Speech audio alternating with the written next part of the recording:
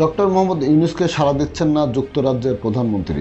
British প্রধানমন্ত্রী দেখা পাচ্ছেন না ডক্টর মোহাম্মদ ইউনূস। শেখ হাসিনার আমলে পাচার হওয়া কয়েক বিলিয়ন ডলার উদ্ধারে লন্ডনে সফররত অন্তর্বর্তী সরকারের প্রধান উপদেষ্টা ডক্টর মোহাম্মদ ইউনূসের সঙ্গে সাক্ষাতে রাজি হননি যুক্তরাজ্যের প্রধানমন্ত্রী কিয়ার স্টারমার। ফিনান্সিয়াল টাইমসকে দেওয়া এক সাক্ষাৎকারে ডক্টর ইউনূস বলেন, বিগত সরকারের সময় চুরি হওয়া অর্থ খুঁজে পেতে বাংলাদেশের নতুন সরকারকে সহায়তা করা যুক্তরাজ্যের নৈতিক দায়িত্ব। এই বাধ্যবাধকতা উপলব্ধি করা উচিত।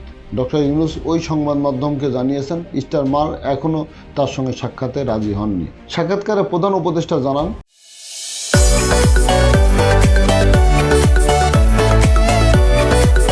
শেখ হাসিনার শাসন আমলে 234 বিলিয়ন ডলার বিদেশে পাচার হয়েছে, যার একটি বড় অংশ যুক্তরাজ্যে গেছে। এই চুরির অর্থের গন্তব্য কানাডা, সিঙ্গাপুর, ক্যারিবিয়ান অঞ্চল ও মধ্যপ্রাচ্য। ব্রিটিশ সরকারের কর্মকর্তাদের বরাতে দেশটির প্রভাবশালী এই সংবাদ মাধ্যম জানিয়েছেন, অধ্যাপক ইউনূসের সঙ্গে সাক্ষাৎ করার কোনো পরিকল্পনা কিয়ার স্টারমারের নেই। যুক্তরাজ্য সরকারের কর্মকর্তারা এ বিষয়ে এর বেশি মন্তব্য করতে রাজি হননি। এদিকে শেখ হাসিনা ও আওয়ামী লীগ সংশ্লিষ্ট ব্যক্তিদের বিরুদ্ধে দুর্নীতির তদন্ত নিয়ে যুক্তরাজ্যে কিয়ার স্টারমারের দল লেবার পার্টির ওপর রাজনৈতিক চাপ বাড়ছে।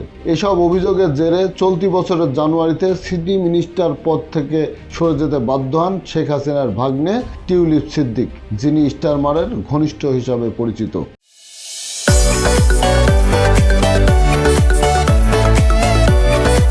Your local pharmacists, local health professionals, your political allies, and indeed your political opponents make the point to you that you have to take a stand on an issue. I feel this is the right course of action. Desk report, জয় দিন।